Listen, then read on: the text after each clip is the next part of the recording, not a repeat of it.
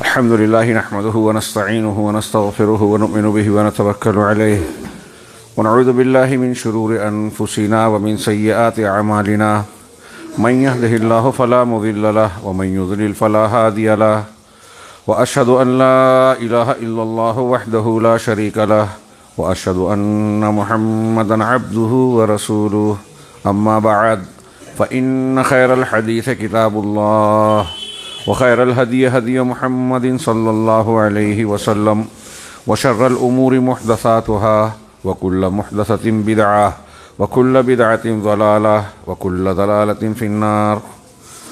أعوذ بالله من الشيطان الرجيم. بسم الله الرحمن الرحيم. يا أيها الذين آمنوا كلوا من طيبات ما رزقناكم واشكروا لله إن كنتم إياه تعبدون. وقال تعالى يا أيها الناس كلوا مما في الأرض حلالا طيبا ولا تتبعوا خطوات الشيطان إنه لكم عدو مبين. محترم حضرین، ہماری اس زندگی کی ایک بڑی اور بنیادی قسم کی ضرورت مادی طور سے، جسمانی اعتبار سے، زندگی کے اسباب کی فراہمی کے اعتبار سے ایک بنیادی ضرورت ہے مال و دولت. یہ زندگی کا قوام کہلاتا ہے، اور اس اعتبار سے بھی دیکھا جائے کہ ایک طرف یہ ضروریات کی فراہمی کا ذریعہ بھی ہے، اسباب کے وافر اور مہیا کرانے کا بنیادی سبب ہے، اس کے ساتھ ہی دنیا کی لذتوں کے حصول کا چونکہ ذریعہ بنتا ہے. اس لیے انسانی نفس کی خواہشات مال کی محبت اور چاہت میں بڑی شدید ہوتی ہے. زُيِّنَ لِلنَّاسِ حُبُّ الشَّهَوَاتِ مِنَ النِّسَاءِ وَالْبَنِينَ وَالْقَنَاطِيرِ الْمُقَنطَرَةِ. اللہ تعالیٰ نے فرمایا سورہ آل عمران میں کہ لوگوں کے لیے ان چیزوں کی محبت مزین کی گئی ہے، عورتوں کی، بیٹوں اولاد کی، اور بہت سارا ڈھیر سارا مال، القناطیر المقنطرہ، اور کئی چیزوں کا تذکرہ کیا. اللہ تبارک و تعالیٰ نے اس کا تذکرہ کر کے آگے کہا کہ اللہ کے پاس بہترین بدلہ ہے، انجام ہے، نتیجہ ہے، لوٹنے کی جگہ ہے. چنانچہ آدمی کو ان ضروریات کو ضروریات کے دائرے میں رکھنا چاہیے، اور اس میں پھنس کر، الجھ کر اپنی اصل زندگی اور انجام کو کبھی فراموش نہیں کرنا چاہیے.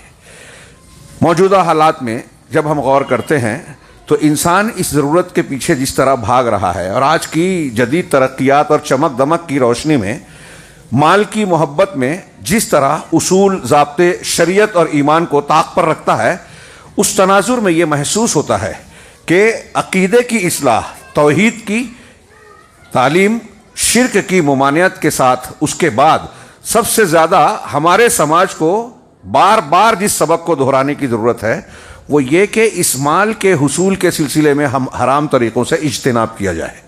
یہ بتایا جائے کہ اس حرام کی شناعت، قباحت اور اس کے نقصانات، مضرت کیا کیا ہیں.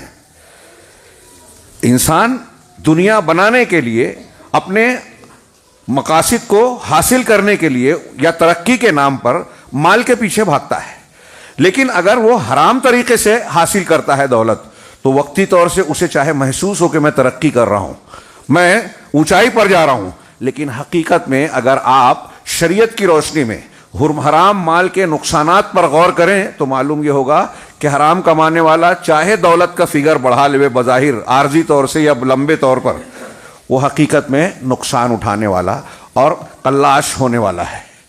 اللہ تبارک و تعالیٰ نے اس سلسلے میں بہت ہی تفصیلی تعلیم دی ہے، اور بہت ہی یعنی وضاحت سے ہر مرحلے پر بیان کیا، اور یہ بھی وضاحت کر دی کہ قیامت کے دن جو بنیادی سوالات ہوں گے بندے سے، اس میں ایک سوال یہ ہوگا مال کے تعلق سے کہ کہاں سے کمایا اور کہاں خرچ کیا، کہاں سے کمایا، کیسے کمایا، حلال سے کمایا یا حرام سے کمایا.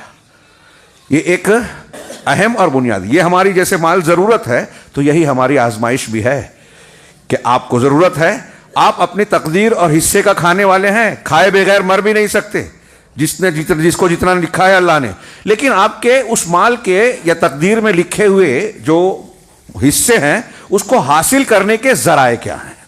یہاں اللہ تبارک تعالیٰ، بہت محدود وقت ہوتا ہے خطبے کا، اور حرام مال یا حرام جن چیزوں کو کھانے پینے کے اعتبار سے کیا گیا ہے یا کمائی کے اعتبار سے کیا گیا ہے، یہ ایک کئی شعبوں اور پہلو والے موضوعات ہیں. اس میں سے کوئی ایک چیز کو بھی لے تو ایک خطبہ دیا جا سکتا ہے. جیسے سود ہی کو لے لیا جائے، رشوت کو لے لیا جائے، بے ایمانی اور دھوکے کی بے اور لین دین، خرید و فروخت کو لیا جائے، ایک ایک موضوع ہے. ہاں، یہاں میں نے جو یہ موضوع چھیڑا اور اس کے بارے میں بتایا کہ آدمی ترقی کر رہا ہے لگتا ہے، لیکن حقیقت میں وہ نقصان کی طرف جاتا ہے. موسوعہ اخلاقیات کی ایک کتاب ہے جو انسائکلوپیڈیا کے طور پہ، اس میں اکل حرام کے کچھ 9 نقصانات بتائے گئے. میں 2-4 کا ذکر کرتا ہوں، اور اس تناظر میں غور کیجئے کہ ہمیں اس بات پر وقت کا کتنا لحاظ کرنا چاہیے. یہ جو نقصانات ہیں ہم قرآن و حدیث میں اس کو دیکھیں گے. سب سے پہلا نقصان جو بتایا ہے کہ حرمان و اجابتی دعا، حرام مال کھانے، کمانے، استعمال کرنے کا ایک نقصان یہ ہوتا ہے کہ دعا کی قبولیت سے محرومی ہو جاتی ہے. میرے خیال سے ایک بندہ مومن اگر غور کرے تو صرف یہ ایک نقصان، اور یہ جو نقصان بتایا جا رہا ہے یہ بالکل ثابت شدہ ہے قرآن و حدیث کی دلیلوں سے، جسے ابھی ہم تھوڑا سا سرسری طور سے دیکھیں گے کہ دعا قبول نہیں ہوتی. سوچئے تھوڑی دیر کے لیے. ہاں، میں اس درمیان کئی مرتبہ یہ بات دہراتا رہا ہوں کہ ہمارے یہاں آج مسلمانوں میں دیکھیے تو کچھ ایک طبقہ، بڑا طبقہ ہے جو بہت زور دیتا ہے کہ صبح شام کی دعائیں پڑھی جائیں، فلاں ذکر کیا جائے، دعا پڑھی جائے، فضائل نوافل کا اہتمام کیا جائے، چاشت پڑھی جائے، اوابین پڑھی جائے، اشراق پڑھی جائے، فلاں سنت فلاں نفل پڑھی جائے، کھانے کے آداب اور فلاں کے آداب. یہ آداب اور فضائل اس کی جو ثابت شدہ ہے، اب اس میں وہ لوگ بہت ساری چیزیں جھوٹی اور بدعتی بھی بیان کرتے ہیں. تھوڑی دیر کے لیے مان لیا جائے کہ آپ بہت فرائض اور نوافل کا اہتمام کر رہے ہیں، بہت اذکار اور دعا پڑھ رہے ہیں، لیکن اگر آپ کی روزی حلال نہیں ہے تو یہ ساری کی ساری چیزیں بیکار ہیں. دیکھیے اس طریقے سے نتیجہ شرک کرنے کا جو ہوتا ہے وہی ہو رہا ہے. اگر شرک اکبر کسی نے کیا تو اس کا کوئی بھی عمل، کوئی بھی عبادت قبول نہیں ہوتی. ایسے ہی اگر کوئی شخص حرام خوری کرتا ہے، اس کا لقمہ حرام بنتا ہے، تو اللہ تبارک و تعالیٰ اس کی دعائیں قبول نہیں کرتا. اب اس ایک جملے پر غور کیجئے کہ جو ہمارے یہاں محنتیں، کوششیں، ہم اور آپ جو دعائیں صبح شام کے اذکار پڑھتے ہیں، کیا اگر ہمارا رزق حلال نہیں ہے تو یہ قبول ہو رہی ہیں؟ مسلمان پوری دنیا میں مارے کاٹے تھوکے جا رہے ہیں، اور ہم بار بار یہ پڑھتے ہیں، یقین و ایمان ہے کہ مسلمان کا سب سے بڑا ہتھیار دعا ہے. کچھ نہ ہو تب بھی یہ بہت مضبوط اور بہت اہم ہتھیار ہے.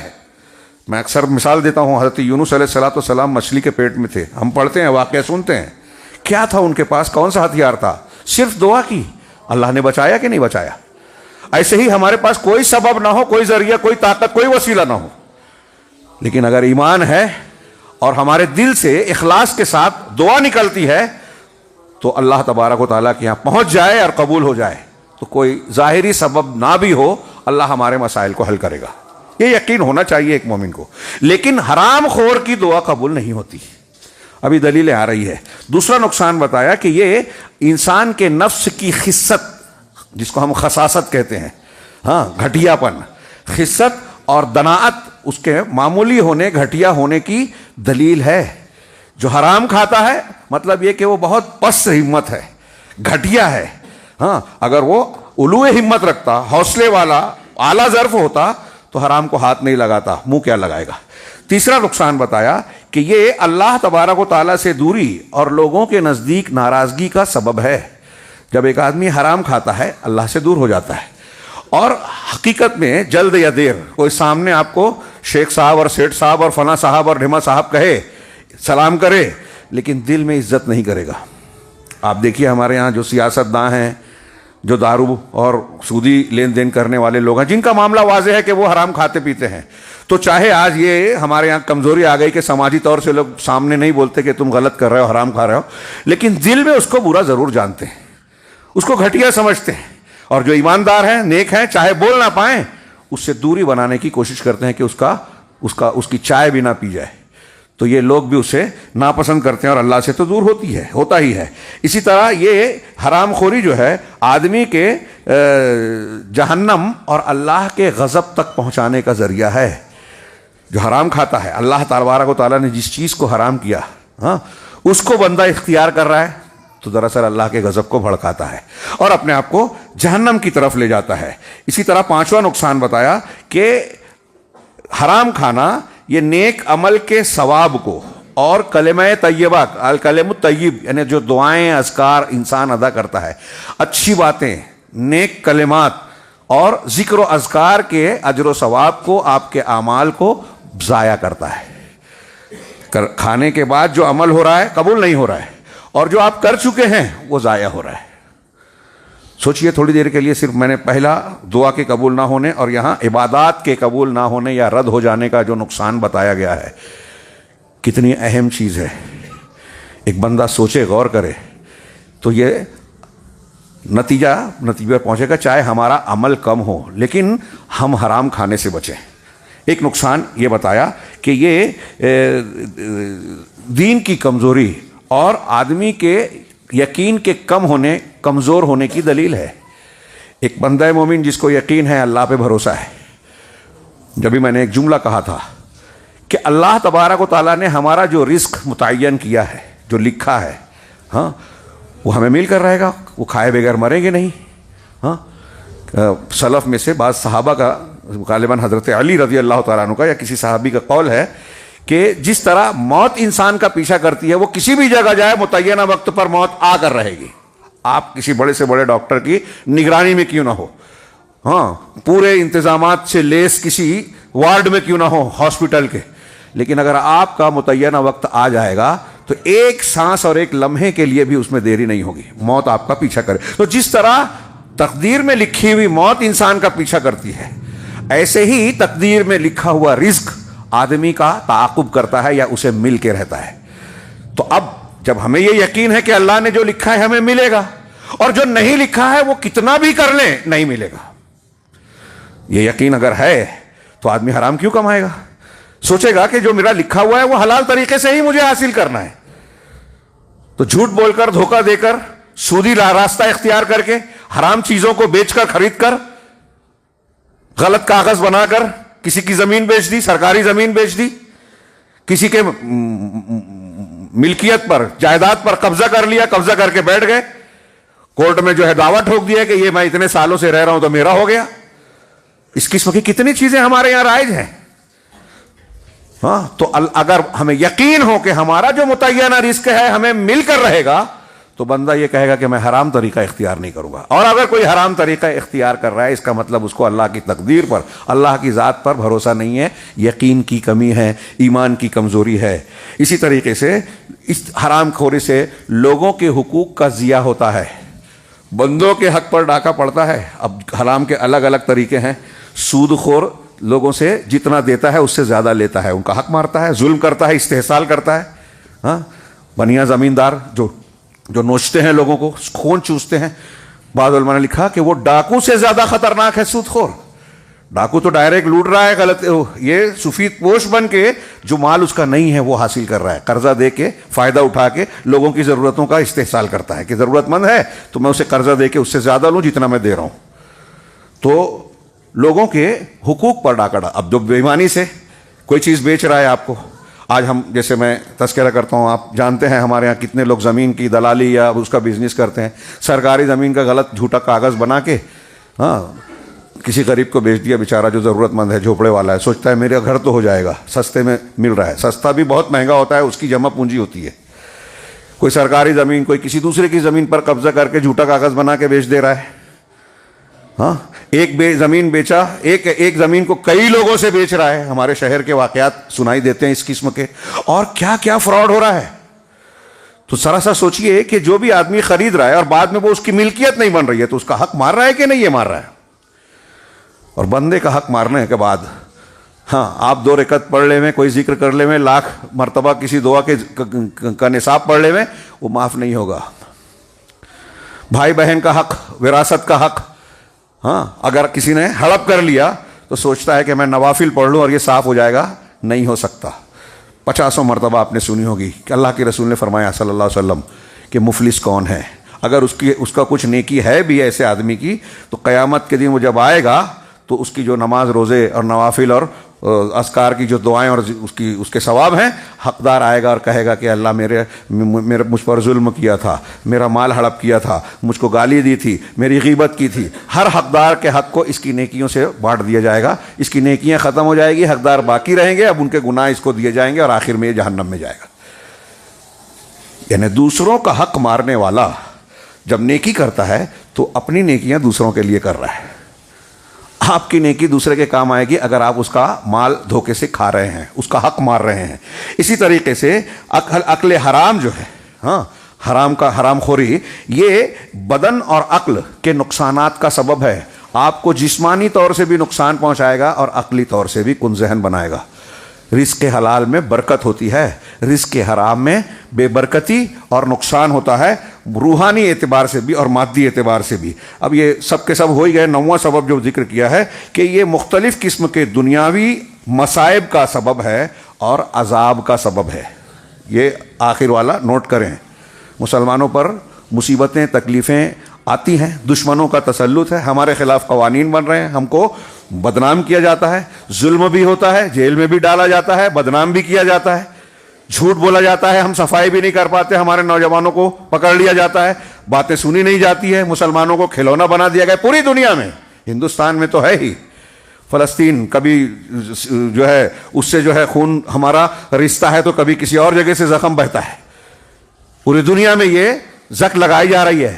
تو رزق حرام ایک سبب ہے اس کا، مختلف قسم کی دنیاوی مصیبتوں کا، آخرت کا جو ہے، اور آخرت میں اللہ تعالیٰ نے الگ الگ حرام خوروں کے الگ الگ سزا بتائی ہے۔ یتیم کا، وہ معراج کی حدیث پڑھی ہے، اللہ کے رسول نے جہنم میں مختلف لوگوں کو دیکھا تو یتیم کا مال کھانے والا، سود خور، زنا کرنے والا اور مختلف قسم کے دوسرے گناہوں کرنے والوں کے الگ الگ قسم کے، یعنی جہنم میں جو عذاب ہے گناہوں کے اعتبار سے اسپیشل اور خاص عذاب بھی ہے۔ تو دنیا کا بھی عذاب وہ تو آخرت کا ہے، دنیا میں بھی مختلف قسم کی مصیبتیں آتی ہیں حرام خوری سے، اور عذاب آتا ہے جس کا اور لعنت کا یہ سبب بنتا ہے۔ یہ مختلف گناہوں، جیسے مثال کے طور پر اللہ کے رسول نے فرمایا کہ سود کھانے والے، کھلانے والے، لکھنے والے، گواہی دینے والے، سب پر اللہ کی لعنت ہے اور یہ گناہ میں برابر ہے۔ مسلم شریف کی حدیث ہے، آپ نے بار بار سنی ہے۔ تو جب یہ اللہ کے رسول صلی اللہ علیہ وسلم کی زبان سے وہ لعنت کا مستحق ہے جو سودی لین دین کر رہا ہے، بینکنگ سسٹم سے عمل کر رہا ہے، کما رہا ہے، اس میں نوکری کر رہا ہے، لعنت کا مستحق ہے۔ اور یہ برکت کے اٹھا دینے کا سبب ہے جو میں نے بھی ذکر کیا۔ تو مثال کے طور پہ یہاں دلیل دی، یمحق اللہ الربا، اللہ سود کو مٹاتا ہے، سود خور، سودی لین دین کرنے والا، اس کو لگتا ہے میں ترقی کر رہا ہوں، لیکن قرآن کہتا ہے کہ اللہ سود کو مٹاتا ہے۔ تو مانوی اعتبار سے بھی اس کا فائدہ نہیں ہوتا اور مادی اعتبار سے بھی کچھ دن لگتا ہے اس کو کہ میں ٹرن اوور اچھا کر رہا ہوں، لیکن پھر کچھ دنوں کے بعد وہ مائنس چلا جاتا ہے، قرضہ زیادہ، سود زیادہ دینا ہے، چاہے اس کو ٹرن اوور کچھ نظر آ رہا ہے۔ تو اللہ سود کو مٹاتا ہے۔ اسی طرح بخاری مسلم کی جو حدیث ہے، حضرت حکیم بن نظام کے البیعان بالخیار ما لم یتفرقا، کہ دو خرید و فروخت کرنے والے اختیار رکھتے ہیں جب تک کہ جدا نہ ہو جائے، ایک مجلس میں سودا رد کر سکتے ہیں، لیکن الگ ہو گئے تو پھر نہیں کر سکتے۔ پھر آگے ہے اس کی ایک شرط الگ ہے، تو آگے ہے کہ فَإِن کیا ہے صدقا وَبَيَّنَا بورک فی بیعہما، اگر دونوں سچ بولے خرید و فروخت کرنے والے اور اپنے سامان کی بات کو واضح کر دیں کہ میرے اس میں یہ عیب ہے، یہ خرابی ہے، یہ حقیقت ہے، اگر سچ بولتے ہیں، صحیح طور سے وضاحت کرتے ہیں تو ان کی بیع میں برکت ہوگی، سچ بولنے سے برکت ہوگی، یہ اللہ کے رسول فرمایا، بخاری کی حدیث ہے۔ وَإِن كَذَبَ وَكَتَمَ، اگر دونوں جھوٹ بولتے ہیں اور عیب کو چھپاتے ہیں، خرید و فروخت میں جھوٹ بول کے عیب چھپاتے ہیں، جیسے اپنے یہاں ابھی سمجھ لیجیے زمین کے معاملے میں کچھ گڑبڑ ہے، چھپا رہے ہیں، کاغذ نہیں بتا رہے ہیں، یا کوئی اور معاملے میں گڑبڑ ہے، پھل فروٹ بیچنے والا ہو، دودھ بیچنے والا ہو، یا چھوٹے سے چھوٹے اور بڑے سے بڑے بزنس کرنے والا ہو، اگر جھوٹ بول رہا ہے اور عیب کو چھپا رہا ہے تو اللہ کے رسول صلی اللہ علیہ وسلم کا فرمان ہے، محقت برکت بیعہما، ان کے لین دین کی برکت مٹا دی جاتی ہے۔ یہ میں نے نقصانات اس لیے پڑھے کہ آپ کے دماغ میں رہے، اور اس کے بعد جب یہ قرآن کی آیتیں اور دلیلیں آپ نظر ڈالیں تو یہ نقصانات آپ کے ذہن میں تازہ ہوں۔ وقت پہلے ہی سے تاخیر سے شروع ہوا جمعہ کا خطبہ، تھوڑا سا زیادہ لوں گا۔ یہ چند آیتیں اور چند حدیثیں ملاحظہ فرمائیں۔ اللہ تبارک و تعالیٰ، میں نے شروع میں ایک آیت پڑھی سورہ بقرہ کی، یا ایھا الذین آمنوا کلوا من طیبات ما رزقناکم، اے ایمان والو جو پاکیزہ چیزیں ہم نے آپ کو عطا کی ہے، رزقا روزی دی، عطا کیا، اس میں صرف کھانا ہی نہیں ہے، لباس ہے اور ساری چیزیں استعمال کیا گئے. جو بھی پاکیزہ چیزیں ہیں، طیبات ہیں، اس کو تم کھاؤ اور اللہ تبارک و تعالیٰ کا شکر ادا کرو اگر تم اسی کی عبادت کرتے ہو. یعنی اگر تمہارے اندر اسی کی عبادت کرتے ہو سے جوڑا، دیکھے توحید سے جوڑا ہے آیت نے. ہمارے یہاں لوگوں کی سمجھ میں نہیں آتی لاجیکل کہ توحید کا تعلق ہماری زندگی کے ہر پہلو سے ہے. اگر ایک آدمی حرام کھا رہا ہے نا تو اس کا مطلب اس کی توحید صحیح نہیں ہے. توحید صحیح ہوتی تو اللہ سے ڈرتا، اللہ کی شریعت اور اس کے احکامات کی پابندی کرتا، اس کی حرام کی ہوئی چیز کو ہاتھ نہیں لگاتا. تو اگر اس کی عبادت کرتے ہو تو حلال کھاؤ، پاکیزہ چیزوں کو کھاؤ اور اللہ تبارک و تعالیٰ کا شکر ادا کرو. یہ دوسری آیت سورہ بقرہ ہی کی ہے. یا ایھا الناس، یہاں اوپر یا ایھا الذین آمنوا تھا، ایمان والو، یہاں لوگوں سے خطاب ہے. یا ایھا الناس، اے لوگو، کلوا مما فی الارض حلالا طیبا، زمین میں جو کچھ ہے اللہ نے دنیا میں جو بھی دیا ہے حلال اور طیب پاکیزہ اسے کھاؤ. حلال ضد ہے حرام کی، طیب ضد ہے خبیث کی. پاکیزہ جو ہے وہی حلال ہے اور جو حلال ہے وہ پاکیزہ ہے. شریعت نے جس چیز کو حلال کیا وہ طیب ہی ہے، جو خبیث ہے شریعت نے اس کو حرام کیا. وہ چاہے کھانے پینے میں ہو، اخلاقیات میں ہو. جو خبیث اور گندی چیزیں ہیں اللہ تبارک و تعالیٰ غیرت مند ہے، اس کی غیرت اس بات کا حکم نہیں دیتی کہ خبیث اور فحش چیزوں کو اختیار کیا جائے، کھایا پیا جائے. تو اللہ نے کہا، اللہ تعالیٰ کا فرمان ہے جو پاکیزہ اور حلال ہے اسے کھاؤ. ولا تتبعوا خطوات الشیطان، اور شیطان کے نقش قدم پر نہ چلو. اس کا مطلب جو حرام کھا رہا ہے، شریعت کے حلال کی اور پاکیزہ چیزوں کی پابندی نہیں کرتا، وہ جو ہے وہ کیا شیطان کے نقوش قدم کی پیروی کر رہا ہے. انہ لکم عدو مبین، وہ تم لوگوں کا کھلا دشمن ہے. پچھلے ہفتے بھی میں نے کچھ باتیں کہی تھی خطبے میں مسجد ایوب میں، تو اس میں کہا کہ جب بھی انسان گناہ کرتا ہے، حرام کام کرتا ہے، بدعت، شرک، کفر، گناہ کا ارتکاب کرتا ہے، تو وہ شیطان سے دوستی کر رہا ہے. اللہ نے بتایا کہ وہ تو کھلا دشمن ہے اور ہم اپنے عمل سے کہہ رہے ہیں کہ نہیں ہم تو شیطان کو دوست مانتے ہیں. تو اللہ تعالیٰ نے واضح کہا کہ وہ تمہارا کھلا دشمن ہے. اسی طرح اللہ نے فرمایا یا ایھا الذین آمنوا لا تاکلوا اموالکم بینکم بالباطل، اے ایمان والو اپنے مالوں کو آپس میں باطل طریقے سے نہ کھاؤ. یہ سورۃ النساء کی آیت ہے. اب باطل طریقے سے کھانے کی بہت سی شکلیں ہو سکتی ہے. جھوٹ بول کر، غلط کاغذ دکھا کر، غلط چیز بیچ کر، سڑا ہوا گندا باسی مال، پھل، اناج، دودھ ملاوٹ والا سونا پیتل ملا کے صحیح کیرٹ کا نہ ہو، ایسے کوئی بھی چیز آدمی بیچ رہا ہے، ناپ تول میں کمی کر رہا ہے، یہ سب باطل طریقے سے کھانا ہے. حرام چیز بیچ رہا ہے، مردار کی خرید و فروخت تو حرام ہے. ہاں، اسی طرح سودی لین دین حرام ہے. سور کا، کتے کا، بلی کا لین دین حرام ہے. شراب کا لین دین حرام ہے. شراب بنانا، بیچنا، خریدنا، پہنچانا سب حرام ہے. نشے کی چیزیں بیچنا، خریدنا حرام ہے. تو یہ جو بھی کرتا ہے اللہ کہہ رہا ہے وہ باطل طریقے سے کھا رہا ہے. اللہ کہہ رہا ہے باطل طریقے سے آپس میں مال نہ کھاؤ. الا ان تکون تجارتا عن تراض منکم، الا یہ کہ تمہاری باہمی رضامندی کے ساتھ لین دین اور تجارت ہو حلال چیزوں کا. یہ قرآن کی چند جگہ کی آیتیں ہیں. ہاں، مسلم شریف کی ایک حدیث ہے کہ اللہ تبارک و تعالیٰ طیب ہے. اللہ کے رسول صلی اللہ علیہ وسلم فرمایا یا ایھا الناس ان اللہ طیب لا یقبل الا طیبا. اے ایمان والو، اے لوگو، اللہ طیب ہے، پاکیزہ ہے اور صرف پاکیزہ چیز کو قبول کرتا ہے. یہاں وقت نہیں ہے. علامہ ابن تیمیہ کا، علامہ ابن قیم کا ایک بڑا شاندار قول ہے. وہ کہتے ہیں کہ میں اپنے الفاظ میں اسے نقل کر رہا ہوں. وہ کہتے ہیں کہ جنت پاکیزہ جگہ ہے، جنت پاکیزہ ہے اور وہاں صرف وہی لوگ داخل ہوں گے جو بالکل پاک صاف ہوں گے، جسمانی اعتبار سے بھی اور ان کا قلب اور باطن بھی انتہائی پاک صاف ہوگا. تو جو شرک سے پاک ہوگا، گناہوں سے پاک صاف ہوگا، وہ جنت میں جائے گا. اور جو گنہگار ہے، ہاں، اس میں دو قسم کے گنہگار ہوں گے.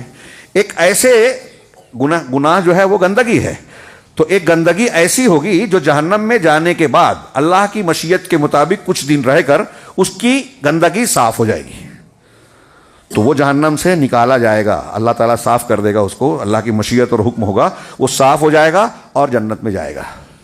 لیکن کچھ گندگی اور خباثت ایسی ہے کہ جہنم میں وہ عینی خباثت ہے، یہ کفر ہے، کفر اکبر، شرک اکبر. ابھی ہمارے یہاں بہت سے مسلمان ہاں شرک کو برا تو کہتے ہیں لیکن یہ نہیں معلوم کہ شرک کسے کہتے ہیں. شرک کرتے ہیں اور کہتے ہیں کہ ہم شرک نہیں کرتے. بہت ضرورت ہے, سب سے زیادہ آدمی کو جس چیز کی سیکھنے کی ضرورت ہے وہ شرک اور توحید. ہاں اللہ وہ آخری جہنمی سے سب پوچھے گا اللہ تعالیٰ, ہاں کہ اگر میں تجھ کو پوری دنیا دے دوں اور یہ کہوں, یہ کہا جائے کہ یہ دنیا پوری کی پوری فدیے میں دے کے اس عذاب سے بچ جائے گا تو کیا تو دے دے گا؟ کہا ہاں میں ضرور دے دوں گا. بخاری کی حدیث ہے. تو اللہ تعالیٰ کہے کہ تو جھوٹ بولتا ہے, تو آدم کی پیٹھ میں تھا تبھی میں نے تجھ سے یہ عہد و پیمان لیا تھا کہ دنیا میں میرے ساتھ شرک نہیں کرنا. بس ایک چیز کا مطالبہ کیا تھا لیکن تو نے مانا نہیں. میری بات چھوڑ کے دوسروں کی مان رہا تھا, دوسروں کے سامنے جھکتا تھا, دوسروں سے امیدیں لگاتا تھا, دوسروں سے ڈرتا تھا. اللہ سے نہیں ڈرتا, لوگوں سے ڈرتا ہے. ہاں تو یہاں میں عرض کر رہا تھا کہ جو شرک اکبر ہے, کفر اکبر ہے, وہ عین خباثت, عین نجاست ہے. یہ نجاست جہنم میں جلنے سے بھی کبھی صاف پاک نہیں ہوگی. اس لیے مشرک اور کافر کبھی جہنم سے نہیں نکلے گا.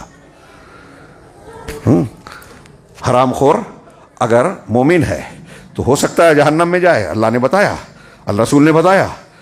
لیکن اگر توحید اور عقیدہ صحیح ہے تو ایک مدت رہنے کے بعد اللہ کی مشیت سے باہر نکل سکتا ہے, اللہ معاف کر سکتا ہے.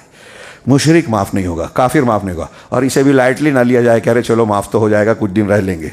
ہاں جہنم کا ایک غوطہ, ہاں ایک مومن کا رونگٹا کھڑا ہو جائے, لرز جائے, اس کو تصور کر کے بھی ایسی خطرناک جگہ ہے وہ. تو اللہ تبارک و تعالیٰ نے کیا ہے, اللہ کے رسول صلی اللہ علیہ وسلم نے فرمایا کہ اللہ طیب ہے اور طیب کو پسند فرماتا ہے, یعنی پاکیزہ چیز کو, گندی چیز کو حرام کما کے آپ صدقہ و خیرات کریں. ہاں ہمارے ایک مولانا تھے, کہتے تھے کہ آدمی حرام چیز کو کما کر اللہ کے راستے میں خرچ کرتا ہے تو ایسے ہی ہے جیسے گٹر کے پانی سے نہا رہا ہے. پیشاب والے پانی سے نہا کے پاک ہوگا کوئی؟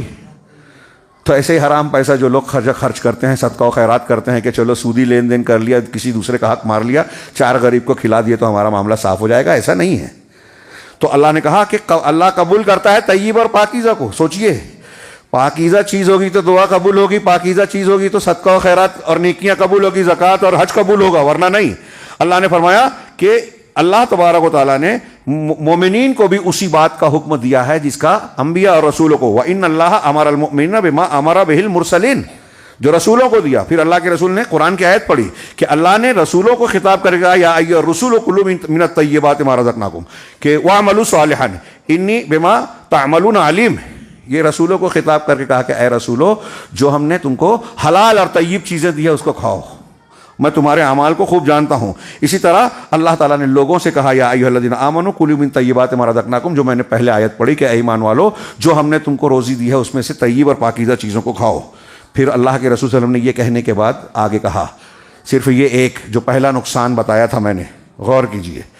اور آج وہ لوگ جو فضائل وغیرہ پر اعتماد کرتے ہیں کہ ہمارا سارا مسئلہ حل ہو جائے گا, وہ اسے پڑھیں کہ مسئلہ حل ہونے کے لیے جو آپ دعا مانگتے ہیں, فلسطین کے مسلمان کے لیے دعا مانگتے ہیں, اپنے بچوں کے لیے جو دعا مانگتے ہیں, اپنے کاروبار کی حفاظت کے لیے جو دعا مانگتے ہیں, اس دعا کی قبولیت کا دار و مدار جہاں صحیح عقیدے پر ہے وہاں دوسرا ہے کہ آپ کی روزی اور کھانا حلال ہو.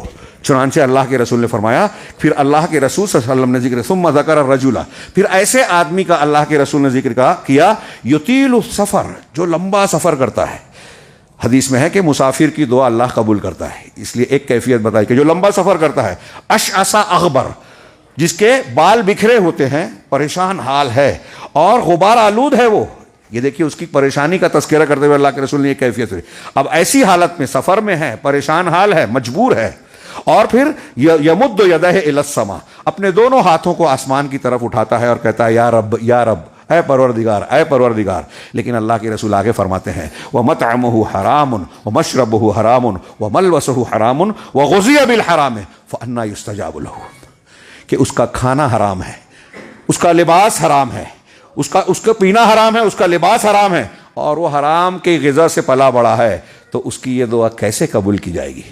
مطلب اللہ کے رسول کہہ رہے ہیں کہ جو ایسی حالت میں بھی ہے کہ اللہ جس کی دعا کو قبول کرتا ہے, اگر حرام خور ہے, حرام کپڑا پہنتا, کھاتا پیتا ہے, تو اللہ تبارک و تعالیٰ اس کی دعا کو قبول نہیں کرے گا. ہاں اسی طرح اللہ کے رسول صلی اللہ علیہ وسلم نے فرمایا کہ لا تقبل صلاۃ بغیر طہور، کہ بغیر وضو کی پاکی، بغیر پاکی کے نماز قبول نہیں کی جاتی، ولا صدقۃ من غلول، اور نہ ہی غلول سے کمایا ہوا پیسے کا صدقہ قبول ہوتا ہے۔ غلول کا اصل معنی خیانت اور دھوکہ ہوتا ہے، یعنی یہاں ہر وہ طریقہ جو حرام طریقے سے کمایا گیا پیسہ ہو وہ سب اس میں شامل ہوگا۔ ہاں اللہ کے رسول صلی اللہ علیہ وسلم نے حضرت کعب ابن عجرہ سے کہا، یا کعب ابن عجرہ، ہاں لمبی حدیث کا آخری ٹکڑا ہے، انہ لا یربو لحم نبت من سحت، کہ کوئی بھی گوشت پوشت کا ٹکڑا، آپ کے جسم کا کوئی ٹکڑا جو حرام پیسے سے پرورش پایا ہو، پروان چڑھا ہو، الا کانت النار اولا بہ، مگر جہنم اس کے زیادہ لائق ہے۔ یہاں اور بھی حدیثیں ہیں اور بھی دلیلیں ہیں، بات کیا ہے، لمبی وقت زیادہ ہو گیا ہے، میں صرف ایک روایت کہ یہ ساری چیزیں سامنے رکھیے، چند دلیلیں میں نے دی اور چند باتیں پیش کی۔ سود کا حرام ہونا، رشوت کا حرام ہونا، سود کے نقصانات، رشوت کے نقصانات، دھوکہ دہی سے لین دین کرنا، غلط طریقے سے کسی کا مال ہڑپنا، دوسرے کا حق یعنی وراثت میں بھائی کا، بہن کا، بیٹی کا، کسی کا حق مار لینا، یہ ایسے بہت سی شکلیں ہیں حرام کی۔ ہاں غلط طریقے سے لین دین کرنا جو طریقہ دھوکے والا ہو، فریب والا ہو، ہاں جس میں جھگڑے کی گنجائش ہو۔ آج کل ہمارے ہاں اسٹاک ایکسچینج اور نئے جو طریقے چل رہے ہیں، نئی نئی اسکیمیں اور کمپنیاں آتی ہیں، اس میں لوگ کوشش کرتے ہیں بتانے کی دیکھیے اسلامی تعلیمات کے خلاف نہیں، لیکن جب اس کی رول کنڈیشن اور اس پر طریقے طور طریقے پہ غور کرو تو کہیں نہ کہیں اسلامی تعلیمات سے اور حلال و حرام والے اصولوں کے مطابق وہ حرام نظر آتا ہے۔ اب ہمارے ہاں لوگ راستہ ڈھونڈتے ہیں، مولوی صاحب کے پاس جاتے ہیں فتویٰ پوچھنے۔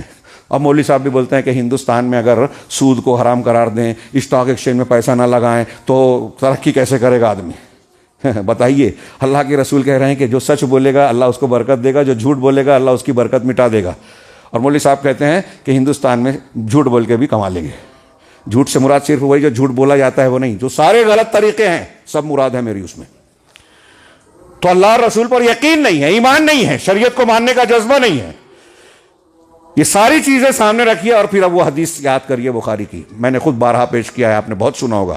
اللہ کے رسول میں لیاتین علی الناس زمان، کہ لوگوں پر ایک زمانہ ضرور ایسا آئے گا، ہاں لا یبالی المرء بما اخذ المال، کہ آدمی کو اس کی پرواہ ہی نہیں ہوگی کہ مال کہاں سے لیا، کہاں سے اخذ کیا، ام من الحلال ام من حرام، حلال طریقے سے یا حرام طریقے سے۔ آج ہمیں وہ دور نظر آتا ہے، حلال حرام کی تمیز دھیرے دھیرے مٹتی چلی جا رہی ہے۔ روزی حرام، آپ کے گھر میں آپ کے بچے جب حرام کھاتے ہیں تو اچھے بچے کیسے بنیں گے؟ ہاں فرما بردار کیسے بنیں گے؟ عبادت گزار کیسے بنیں گے؟ اور پھر قدم قدم پر ہم مختلف قسم کے، یہ جو میں بتا رہا ہوں، جو انہوں نے نقصان بتایا، دنیاوی مصیبتیں حرام کھانے سے آتی ہے۔ یہ میں ایک چیز بتا رہا ہوں کہ ہمارے گھروں میں جو بے برکتی ہے، ہماری اولاد جو نافرمان ہے، گھروں میں مختلف قسم کی الجھنیں پریشانیاں ہیں، پھر ہمیں مختلف قسم کے ایسی چیزیں پتہ چلتی ہے سماج معاشرے گھر میں جس سے ہمارا سر شرم سے جھک جائے۔ فلاں کی بچی کا مسئلہ ایسا ہو گیا، فلاں نے غیر مسلم سے تعلق قائم کر لیا، فلاں کے ناجائز تعلقات ہیں۔ ان سب چیزوں میں حرام خوری اور حرام کاری کے بہت سارے اثرات ہیں۔ یہ جو میں نے نقصانات بتائے اس میں کچھ چیزیں اشاروں میں ہیں۔ غور کیجیے آج ہمارا سماج کس قدر خرابیوں کا شکار ہے، کتنی گندگیاں پائی جاتی ہیں۔ میں آج کے خطبے میں یہ بیان کرنا چاہتا تھا کہ صفائی ستھرائی اور صحت ابدان سے متعلق اسلام زبردست تعلیم دے، لیکن مجھے محسوس ہوا کہ اس سے زیادہ اہم یہ ہے کہ ہمارے سماج اور معاشرے میں ایسا نظر آتا ہے کہ حلال حرام کے تعلق سے یا تو تمیز ختم ہو گئی ہے یا لوگوں نے اس کو اہمیت دینا بند کر دی ہے۔ لہٰذا آپ دیکھیں کہ سود کا لین دین عام ہے، جو بینکنگ سسٹم کا چل رہا ہے۔ میں نے سنا ہے کہ ہمارے یہاں پرائیویٹ طور پہ بہت سے لوگ سودی قرض دیتے ہیں، لیتے ہیں، قسطوار بزنس کرتے ہیں، دھوکے سے زمینیں بیچتے ہیں، گھر گھر میں حصے بکرے اور وراثت کی تقسیم کا جھگڑا ہے۔ میت ہو جاتی ہے تو سالہ سال گزر جاتا ہے، لوگ تیار ہی نہیں ہیں۔ اگر اچھا ماحول بھی ہے، ایک بھائی کے نام پر پراپرٹی ہے ابا کی، تو دوسرے بھائی بولتے ہیں کہ نام سب کا چڑھا دے، بولتے ہیں رہنے تو کیا حرج ہے۔ پھر 4 سال 5 سال کے بعد جب نزاع ہوتا ہے کہتا ہے کہ وہ میرا ہے، جیسے بنتا ہے وصول کر لو۔ تو شریعت کو نہیں مانتا، دنیا کے قانون کے مطابق نام بتاتا ہے، کاغذ بتاتا ہے، اللہ کا ڈر نہیں ہے اور سمجھتا ہے کہ یہ تو بعد میں معاف ہو ہی جائے گا۔ تو کمزور کا مال کوئی بھی چھینتا ہے، یتیم کا مال، عورتوں کا مال، عورتوں کے حقوق، ایک پہلو کو اگر دیکھیں، یہ تو میں حلال حرام کی بات کر رہا ہوں، حقوق میں دیکھیے، میاں بیوی کے حقوق، عورتوں کے حقوق، بیٹی کے حقوق، بچوں کے حقوق، ہر جگہ ڈاکہ ڈالا جا رہا ہے۔ اور جس سماج میں اس قدر ظلم ہے، اس قدر شریعت کی مخالفت ہے، ہم کیسے امید کر سکتے ہیں کہ وہاں اللہ کی رحمتیں برسے گی، ہماری دعائیں قبول ہوگی؟ اور اگر کوئی حکومت، کوئی نیتنیاہو، کوئی ٹرمپ، کوئی دوسری طاقت ہمارے خلاف کوئی سازش رچتی ہے تو وہ کامیاب کیوں نہیں ہوگا؟ کامیاب ہوگا، اس لیے ہوگا کہ ہم ایسے ہیں کہ اللہ کی رحمت اور مدد کے مستحق نہیں رہے۔ اگر ہم اپنے آپ کو اللہ کی رحمت اور مدد کا مستحق بنا لے ہوئے تو دنیا کی کوئی طاقت ہمارا بال بیکا نہیں کر سکتی، اور اگر کوئی تکلیف پہنچے گی تو وہ اللہ کی طرف سے آزمائش کے طور پر ہوگا، ہمارے رفع درجات کا ذریعہ ہوگا، ہماری بے عزتی نہیں ہوگی اس میں، بالآخر ہماری دعائیں قبول ہوگی۔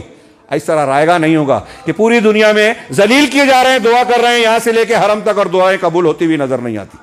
ضرورت ہے کہ ہم دین کی طرف پلٹیں، اللہ سے جڑیں، اللہ کی شریعت کے احکامات کو لائٹلی نہ لیویں، حلال حرام کو اس طرح دیکھ کے گزر نہ جائیں، حرام کھانے والے سے تعلقات کو استوار نہ رکھیں۔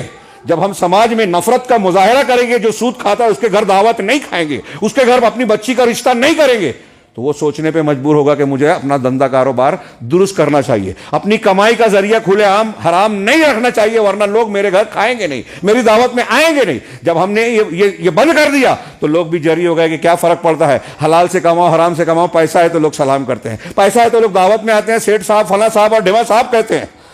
لہذا ہمارا اجتماعی معاملہ یہ ہونا چاہیے کہ ہم حرام سے نفرت کا مظاہرہ کریں، یہ دعوت و تبلیغ کا ایک حصہ ہے، اصلاح کا ایک طریقہ ہے۔ اللہ رب العالمین سے دعا ہے کہ وہ ہمیں صحیح دین کو اختیار کرنے اور لوگوں میں اسے عام کرنے کی توفیق عطا فرمائے۔ جس طرح اللہ تبارک و تعالیٰ سے ہم یہ دعا مانگیں کہ اللہ ہمارے عمل، عقیدے اور قول سے شرک اور شرک کی بوباس بھی دور کر دے، ہم کو محفوظ رکھے شرک سے، اسی طریقے سے ہمیں ہمارے جسم کو پروردگار خبیث غذا اور مال سے محفوظ رکھے، ہر قسم کی وہ ناجائز کمائی جس سے دعا قبول نہیں ہوتی، جس سے آدمی شیطان جہنم کا ایندھن بن سکتا ہے، پروردگار ہمیں ایسی روزی سے، ایسے طریقے سے محفوظ رکھے اور دنیا اور آخرت میں اپنی رحمت اور برکت کا حقدار بنائے۔ اقول قولی ھذا واستغفر اللہ لکم ولکم سائر المسلمین وصلی اللہ علی نبینا محمد۔ بارک اللہ لنا ولکم فی القرآن المجید ونفعنا وإیاکم بالآیات والذکر الحکیم انہ تعالی جواد کریم ملک الرحیم۔